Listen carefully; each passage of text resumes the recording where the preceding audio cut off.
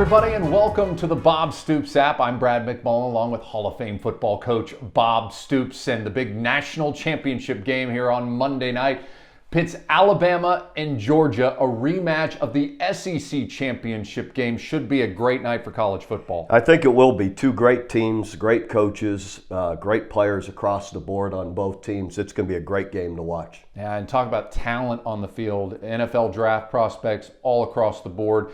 Georgia, though, let's talk about them first. They lost the previous game there in the SEC championship. You've been high on Georgia all year long. Yeah, and I think they'll learn from this first game. Whether they came in, they were told the entire week leading up to the game they don't have to win to be in the playoff picture. So you're told that, and then you get beat. So I think there'll be a different team in this game. I think it'll be a heck of a game. But Georgia, with the defense, their Achilles heel has been great quarterback play and great receivers.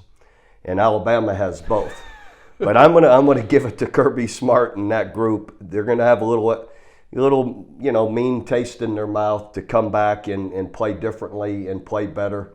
And I'm gonna take Georgia though. I just think defensively they'll rise up. Offensively they do enough. Run, throw the ball, to keep Alabama off balance. And that's just, I think it's hard to beat someone of that caliber twice. I agree with you. And I think if you look at the whole body of work over the year, you've got some things that you really like about Alabama. Then you've got these question marks, like how did that happen? How did that loss happen? How did they play that way against that particular team? Georgia really the complete opposite, a very consistent team other than that SEC championship game. Yeah, they have been consistent, and Alabama's had those hiccups. They're going to have one on Monday for Georgia to have a chance. And I can't even believe I'm sitting here picking against Alabama and Nick Saban. How do you do that, right? So it's going to be a heck of a game. But I'm just, my hunch is Georgia will get it done. It's been so long. It's 40 years, I guess, since they've won a national championship. So sometimes I also think it's just somebody's time. And I think Georgia got that. And I think you look at the last two games, right? You had Alabama, Cincinnati. Alabama controlled that game well. And then you had that Georgia-Michigan game where Michigan, as we know, very good football team. And I think Georgia took a lot of their frustrations from the SEC championship game out on Michigan. Yeah, and again, that was a dominating performance. Really, both of them, Alabama over Cincinnati and then Georgia over Michigan. Didn't really surprise me.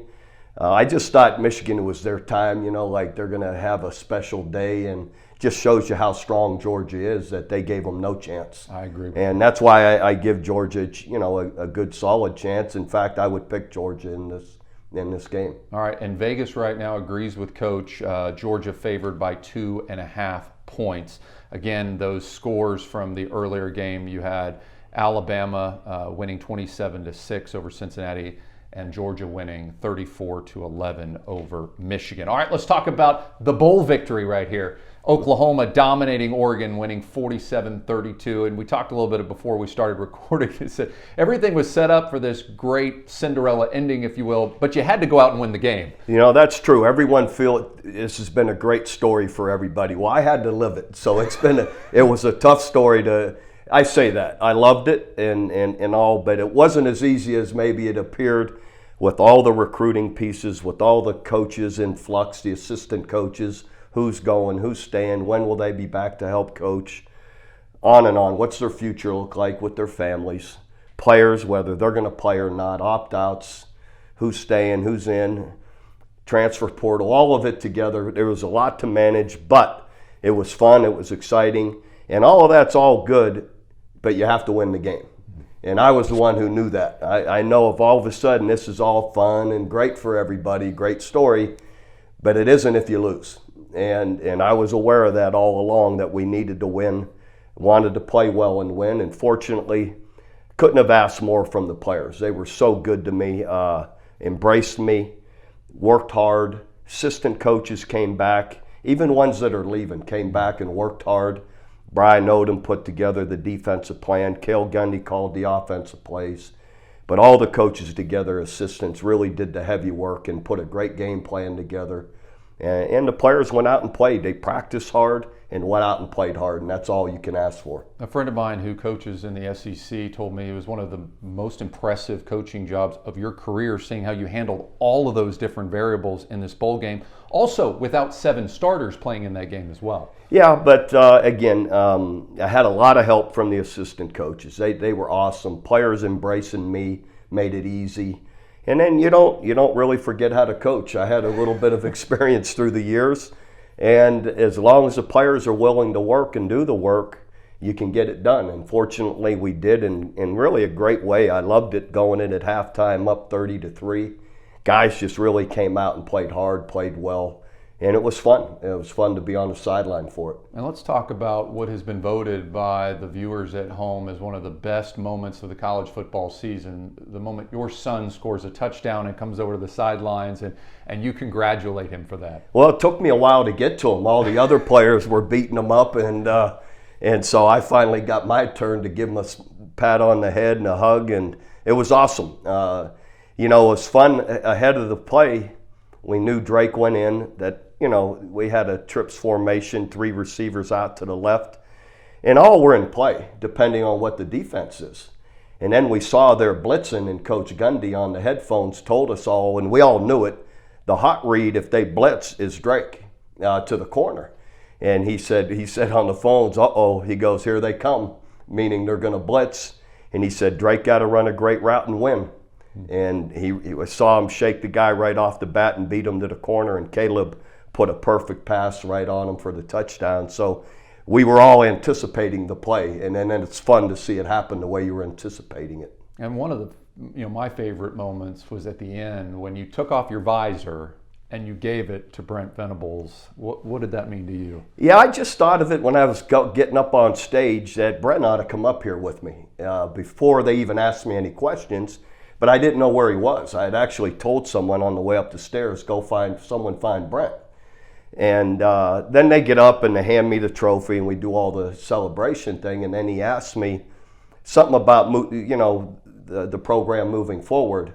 And that's when I was like, all right, I'm going to find Brent and get him up here. And I thought as he was coming, I thought I'm going to give him my visor. So why not?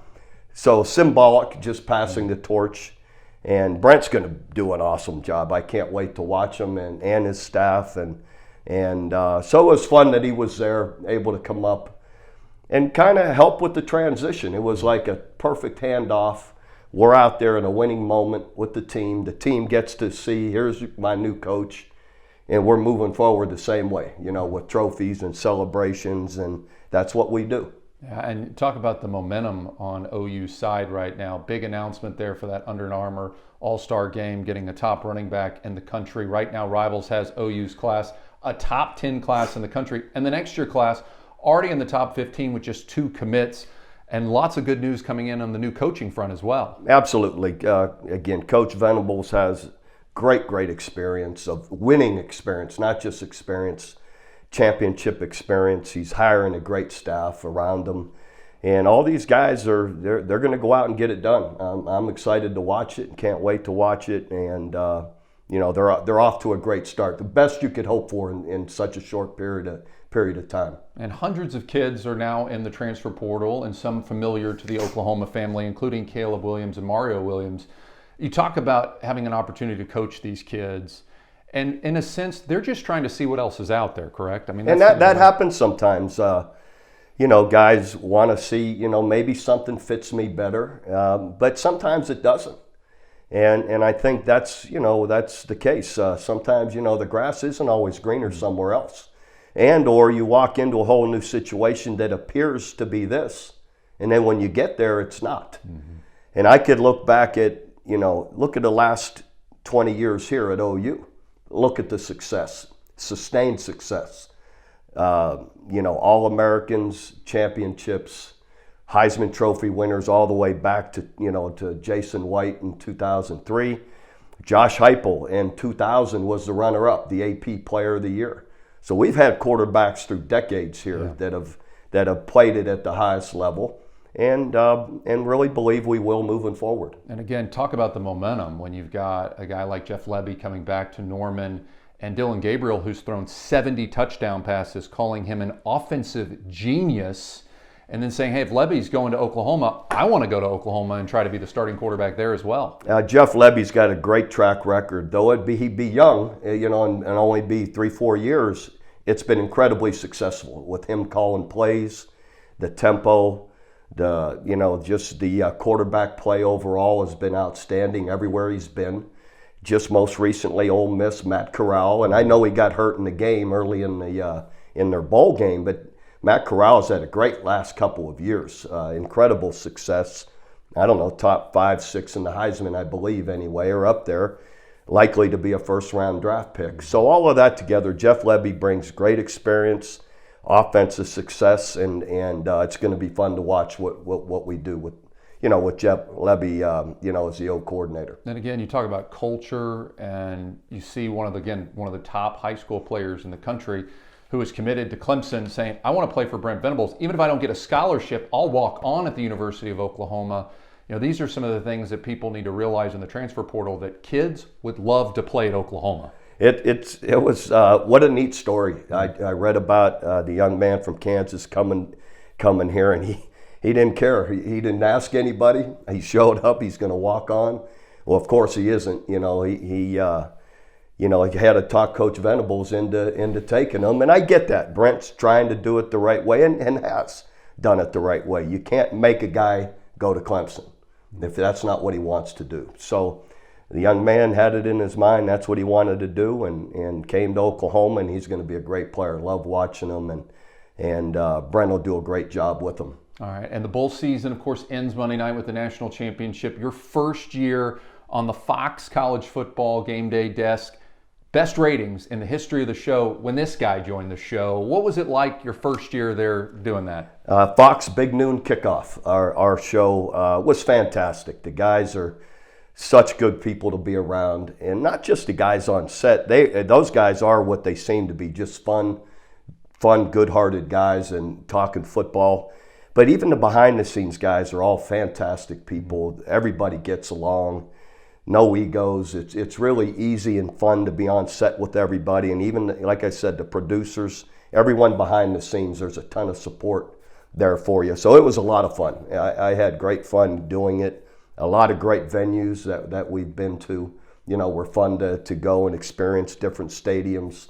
So it was exciting. And they were really good about, when I was able to, working with me to get back and watch OU play, watch my son play.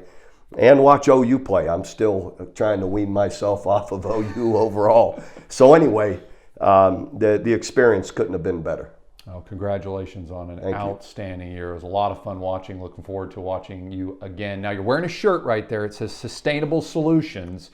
For people that are not familiar, when you got off the field, you started looking at ways to help local communities and do some things. And one of them, this company. Let's talk about it. Yeah, it's I'm partners in it with Steve McKinney. And we've got two really main products, an energy efficiency and water conservation company, EWES, and it's on our website.